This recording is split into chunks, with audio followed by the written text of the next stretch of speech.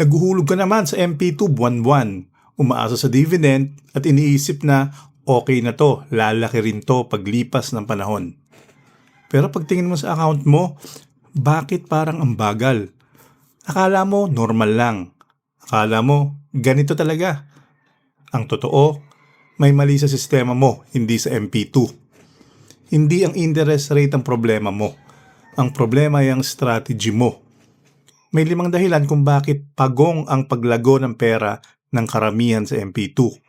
At ang pinakadelikado, baka ginagawa mo na to ngayon nang hindi mo napapansin. Sa video na to, aayusin natin ang system mo para mas mabilis na mag-compound ang pera mo. Ang video na to ay para sa kaalaman lamang, hindi personal na payong pinansyal. Affiliate products in the shelf below. Unang dahilan, mali ang expectation mo sa dividend calculation ng monthly deposits. Karamihan sa atin ang akala kapag naka 12,000 na tayo sa dulo ng taon mula sa 1,000 pesos monthly contributions, ang dividend ay ibabase sa buong halagang yan. Pero sa MP2, ang dividends ay prorated based sa iyong average monthly balance. Ibig sabihin, hindi sabay-sabay na kumikita ang principal mo. Magkaiba ang earning power ng perang pumasok noong Enero kumpara sa perang pumasok noong Nobyembre. Ang logic dito, ang January deposit mo ay masipag. Kumikita ito ng buong 12 months.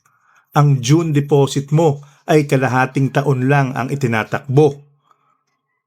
Ang December deposit mo, halos 1 buwan lang siyang nananatili sa fund bago mag-compute ng annual dividends. Kahit sabihin mong 12,000 pesos ang total capital mo sa dulo ng taon, hindi ang buong halaga ang nag-earn ng interest sa loob ng 365 days. Dahil paunti-unti ang pasok ng pera, limitado ang time in the market nito, kaya nagmumukhang mabagal ang growth. Mababa ang ROI sa unang taon kung purely monthly ka lang, dahil hindi pa full power ang iyong principal base. Ang perang late pumasok ay late na rin magge-generate ng dividends. Ang solution, kung gusto mong bumilis ang paglago, gumamit ng lump sum o front-loading strategy. Subukang maglagay ng bulk deposit sa simula pa lang ng taon, kahit 5,000 o 10,000 lang kung kaya. Bakit? Dahil ang halagang ito ay garantisadong kikita ng full 12-month dividends. Magsisilbi itong matibay na base para sa mabilis na compounding effect, habang ang susunod mong monthly contributions ay magsisilbing extra support na lang para mas lalong lumaki ang iyong kapital. Reason number 2, late ka nagsisimula o nagdedeposito kada buwan. Maraming investors ay nag-iisip na okay lang kahit kailan maghulog sa loob ng taon, basta makumpleto ang target amount. Pwede naman, pero sa financial standpoint, hindi ito optimal. Ang bawat buwan na lumilipas na wala sa MP2 fund ang pera mo, ay buwan na hindi ito kumikita ng dividends. Sa investment world, may tinatawag tayong opportunity cost. Kapag hinintay mo pa ang middle of the year o year-end bago magpasok ng malaking halaga, nawalan ka na ng pagkakataon na mapalago yon ng mas maaga. Sa MP2, time in the market is better than timing the market. Hindi sapat na malaki ang ihuhulog mo. Dapat ay matagal din itong nakapaloob sa fund para makuha ang maximum interest payout. Ang solution dito, ang pinakasimpleng adjustment, maghulog as early as possible. Kung meron kang budget para sa buong taon, i-deposit mo na ito sa January o sa loob ng first quarter.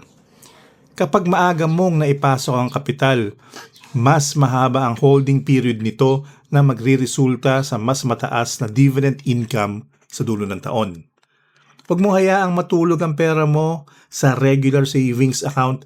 Kung may pondo ka naman, ipasok mo na agad sa MP2 para simulan na ang pag-earn ng interest. Bawat buwan na delay ka, nawawalan ka ng earning time at nababawasan ng power ng iyong compounding. Reason number 3, pinipili mo ang annual payout imbis na hayaang mag-compound ang pera mo. Sa pag-open ng MP2 account, tatanungin ka, annual dividend payout ba o 5-year compounding? Marami ang naaakit sa annual payout dahil gusto nilang makita at mahawakan agad ang kinita ng pera nila bawat taon. Pero sa financial strategy, ito ay madalas na isang growth killer. Kapag kinuha mo ang dividends mo taon-taon, tinatanggalan mo ang pera mo ng pagkakataon na mag-produce ng tinatawag na interest on interest. Ang iyong principal ay nanatiling flat ang growth dahil ang bunga nito ay kinukuha mo na agad imbis na itanim ulit. Hindi ka yayaman sa MP2 dahil lang sa dividend rate. Yayaman ka dahil sa compounding effect. Ang annual payout ay para sa cash flow pero ang compounding ay para sa wealth building. Ang solution mo dito, kung ang goal mo ay mapabilis ang paglago ng iyong net worth at hindi mo pa naman kailangan ng extra cash for expenses, piliin ang 5-year compounding option. Sa option na ito, ang dividends mo bawat taon ay otomatikong idinaragdag sa iyong principal. Ibig sabihin, sa susunod na taon, mas malaki na ang base amount mo na kakalkulahin ng interest. Pangalawa, the 2-account strategy. Kung gusto mo ng balanse, mag-open ka ng 2 MP2 account. Isang account para sa annual payout, para sa iyong immediate goals o rewards, at isang main account para sa compounding, para naman sa iyong long-term retirement o malaking pangarap. Sa pamamagitan nito, hinahayaan mong ang kinita ng pera mo ay magtrabaho rin para sa iyo na siyang pinakamabilis na shortcut sa financial growth. Reason number 4, isa lang ang MP2 account mo at wala kang ladder strategy. Karamihan sa mga investors, kapag nakapag-open na ng isang MP2 account, doon na lang binubuhos ang lahat ng focus at fund. Maghihintay sila ng 5 taon bago makuha ang maturity value. Bagamat maganda itong paraan ng pag-iipon, nalilimitahan nito ang iyong liquidity at cash flow management. Sa financial planning, ang pagiging dependent sa isang maturity date ay tinatawag na concentration risk sa timing. Kung sa ika-5 taon ay bigla mong kailanganin ng pondo pero hindi pa mature ang account mo, mapipilitan kang mag-pre-terminate na madalas ay may kaakibat na penalty o bawas sa dividends. Ang MP2 ay hindi lang dapat isang savings vault. Pwede mo itong iset up bilang isang cash flow machine na nagbibigay sa iyo ng malaking halaga taon-taon, hindi lang bawat 5 taon. Ang solution ay ang pag-utilize ng multiple MP2 accounts o ang tinatawag na ladder strategy. Mag-open ng bagong account taon-taon. Sa halip na iimbak lahat sa isang account, mag-open ka ng bagong MP2 account bawat taon, year 1, year 2, hanggang year 5. Pagdating ng ika-6 na taon, magsisimula ng mag-mature ang iyong unang account. Sa ika-7, ang pangalawa naman. Ang resulta, magkakaroon ka ng annual maturity. Ang perang makukuha mo ay pwede mong i-reinvest ulit para sa panibagong cycle o gamitin para sa malalaking gastusin nang hindi nagagalaw ang ibang pondo. Mula sa paghihintay ng matagal, gagawin nating rotating system ang iyong investment from waiting for a one-time big-time payout to creating a consistent flow of wealth. Reason number 5, hindi sumasabay ang iyong MP2 contributions sa paglaki ng iyong income. Itong tinatawag na lifestyle inflation. Maraming investors ang nagsisimulang maghulog sa MP2 noong nagsisimula pa lang sila sa karir. Halimbawa, 500 o 1,000 kada buwan.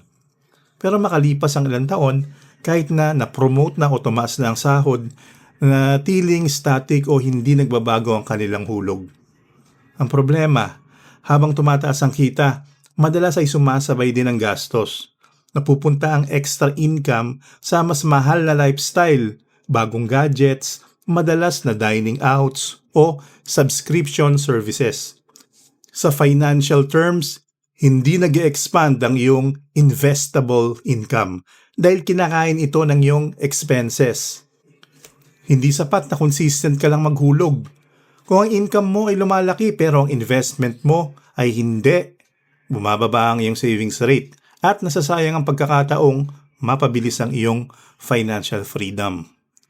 Ang solution, dito mo kailangan i-apply ang income scaling strategy. Automatic percentage increase. Tuwing makakatanggap ka ng salary increase o bonus, mag-commit na i-allocate ang 50% ng dagdag na yon diretso sa iyong MP2 contributions. Kung nadagdagan ang sahod mo ng 5,000 pesos, iakyat mo ang hulog mo ng 2,500.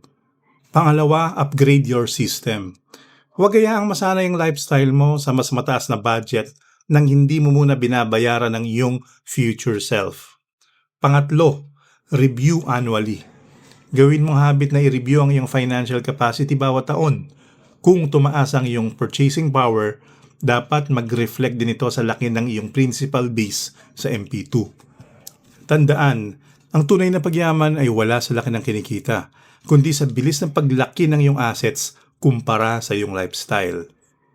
Sa madaling salita, hindi mabagal ang MP2. Baka mali lang paggamit mo. Ayusin mo ang system mo at mag-iiba ang bilis ng paglago ng pera mo. Hindi mo kailangan kumita ng milyon para yumaman. Kailangan mo lang ng system na lumalakas habang lumalaki ka.